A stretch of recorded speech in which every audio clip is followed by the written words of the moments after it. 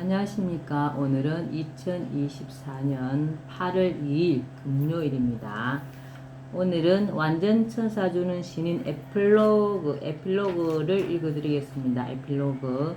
신인 허경영은 동족 상잔의 비극이라 할 수 있는 유교 사변이 있던 해 서울의 중랑천 다리 밑 가만히 움막집에서 영성결합으로 태어났으며 조실 부모로 인해 어머니가 살던 곳에서 벌어진 고아처럼 자랄 수밖에 없었다. 그는 다른 사람과 비교할 수 없는 각별한 삶을 살았다. 어린 나이에 머슴을 살면서 2번이나 죽을 고비를 넘겼다. 풀을 베다 독사에 물리는가 하면 소를 몰고 가다 소가 벌집을 밟는 바람에 벌떼의 공격을 받기도 했다.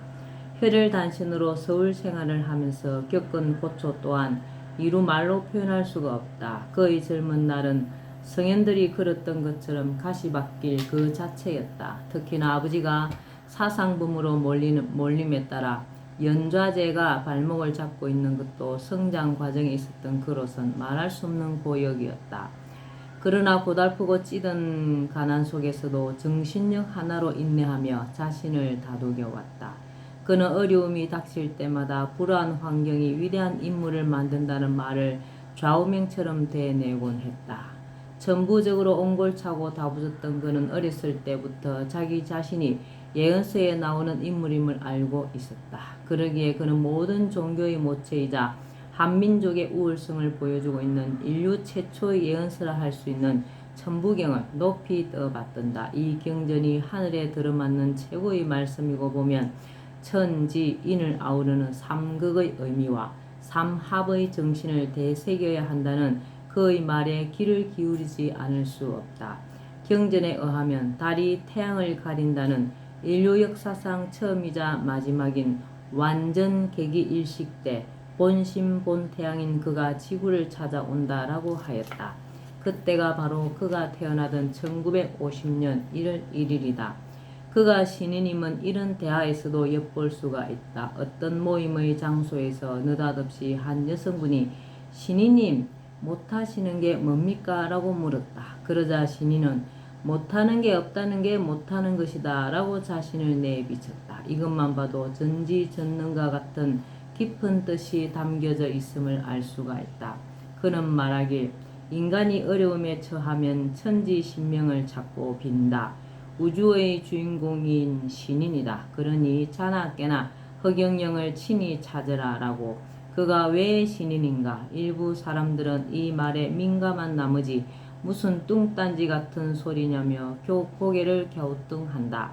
그의 신통력은 타인의 추종을 불허함에도 불구하고 이를 인정하지 않으려 한다. 그의 진실은 그의 유튜브와 그의 책 속에 있다 하겠으며 이를 죄다 들여다보면 그의 일거수일투족이 거짓이 아님을 알 수가 있다.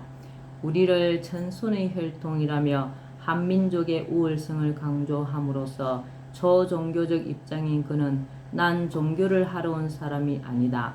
예배당도 성당도 법당도 전염병인 코로나19로부터 인류를 지켜주지 못한 게 종교가 아닌가. 종교는 영의 세계를 보지 않고 인간이 절대 세계를 동경하거나 상상하며 만든 것이다. 인간이 아무리 선하게 살고 불경과 성경 등을 읽고 해탈과 기도를 해도 부처가 되거나 구원을 받지 못한다. 그렇기 때문에 몸소 자기를 찾아야 한다라고 말한다. 사람들이 그를 못마땅해 하는 것은 이와 같이 그가 종교의 기여도는 인정하면서도 초종교적인 시각을 가졌다는 이유 때문이 아닐까란 생각이 든다. 상대 유한의 세계에 있는 종교가 글자로만 보여주는 데 반해 절대 무한의 세계에서 온 그는 종교에서 찾을 수 없는 것을 사람들에게 직접 눈으로 보여주고 있다. 즉 신인 자신의 모습이다. 그는 선종이든 교종이든 마음속으로나 교리 속으로 들어가 보지만 허상과 같은 상상의 세계만 있을 뿐 석가모니의 실상을 본 적이 있는가? 난 신인으로서 여러분들 앞에서 나의 실체를 여지없이 보여주고 있지 않느냐라고 말한다. 그는 격암유록 등의 예언서에서 보듯 자신을 빗대어 말하길 하늘이 건세를 허락하였고 말과 도가 끊어진 해인 시대인 즉 인터넷 시대에는 풍채가 좋고 언변이 좋으며 글을 잘하고 판단력이 좋은 신인이 출연한다라고 하였다. 그는 우주 에너지를 지배하는 등 시간을 정지시키거나 초월함으로써 과거와 미래를 자유자재로 넘나들고 있는 타임머신의 장본인이기도 하다. 어찌 신비스럽다 하지 않겠는가? 모든 종교를 포용하면서 세계 통일을 위해 큰 그림을 그리고 있는 신인 허경영.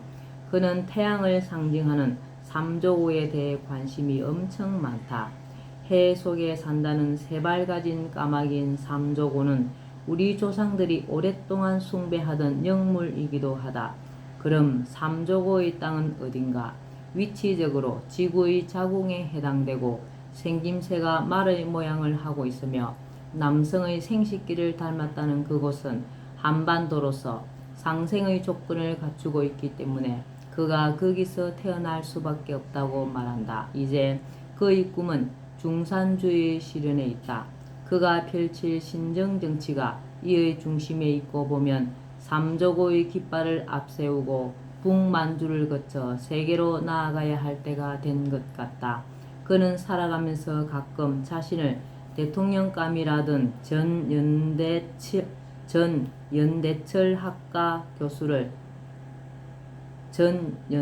철학과 교수를 회상하곤 한다. 아무나 할 수 없고 반드시 하늘의 정함이 있어야 한다는 대통령이란 자리, 그는 지금까지도 자기가 적임자라고 생각하고 있다. 그가 젊었을 때부터 여러 번 대통령에 출마하고 2022년 3월 9일 치러질 대선에 또다시 출사표를 던진 것도 그 때문이다. 그래서인지 어려운 시절, 어두운 시절 일개 교수가 사람을 알아보는데 하물며 지금과 같이 밝고 정보가 넘치는 인터넷 세상에 많은 국민이 아직도 자기를 제대로 알아보지 못하고 있고, 더구나 허경영이 절실한 시대가 됐음에도 불구하고 이를 읽지 못하고 있는 데 대해 몹시도 안타까워하고 있다. 돈 그리고 조직과 거리가 먼 그는 정책 중의 정책인 3.3 정책으로 정책의 불모지나 다름없는 정치판에 과감히 승부수를 던진 우리나라 최초의 정치인이라 할 수 있다. 이제 많은 사람이 비로소 그의 정책을 알아보기 시작했고 정책의 실현을 위해 지식인들조차 발벗고 나섰다. 그러자 드디어 중산주의로 가는 국민배당금이란 제도가 널리 인구에 해자하게 됐다.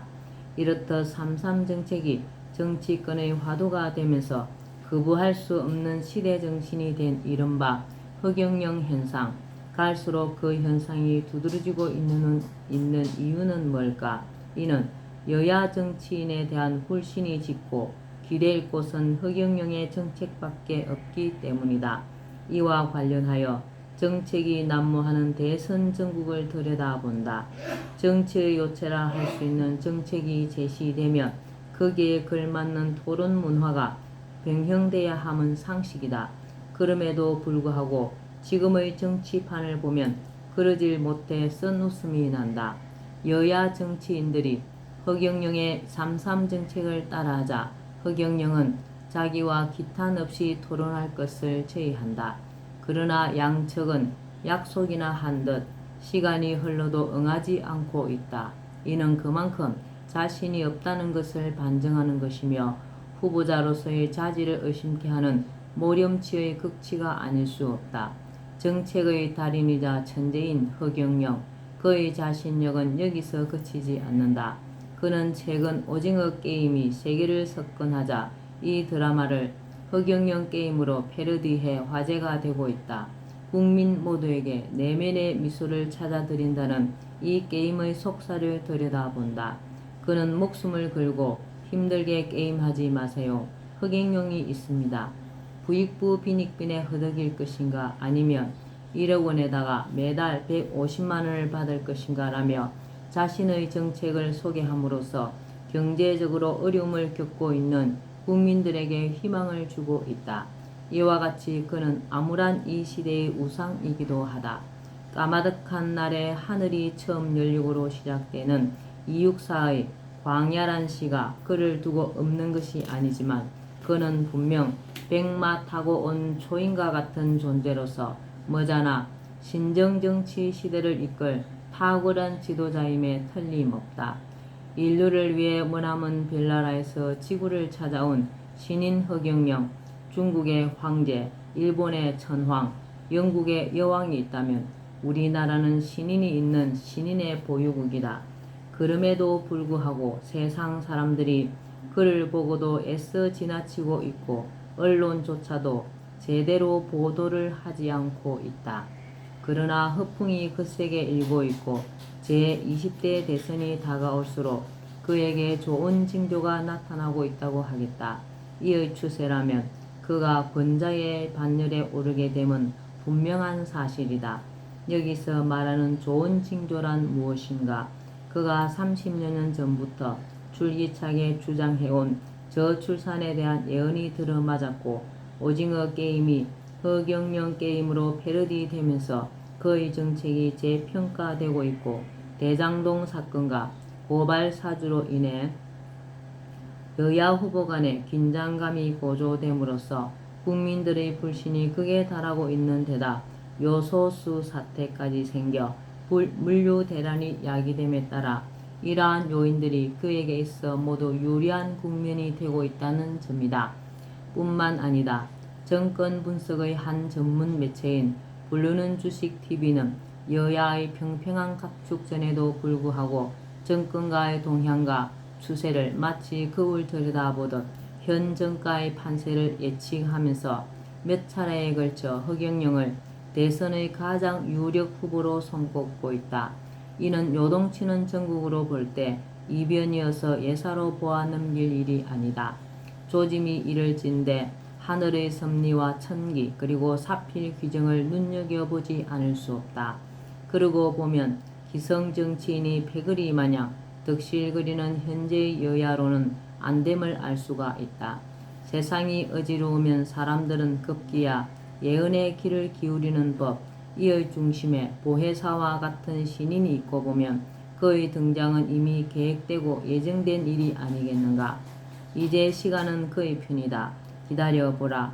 빠르면 차기, 늦어도 차차기 땐 유명 역술인의 말처럼 신인이 다스리는 시대 즉 태평시대가 반드시 도래하게 돼 있다. 예. 완전 천사주는 신인 여기까지 다 읽었습니다.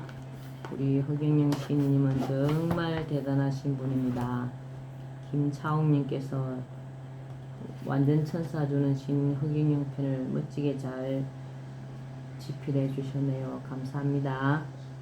오늘 날씨가 무척 덥네요. 물 많이 드시고 죽염도 하나씩 드시면서 건강관리 하시는 좋은 하루 되시기 바랍니다. 감사합니다. 허경영, 허경영, 허경영.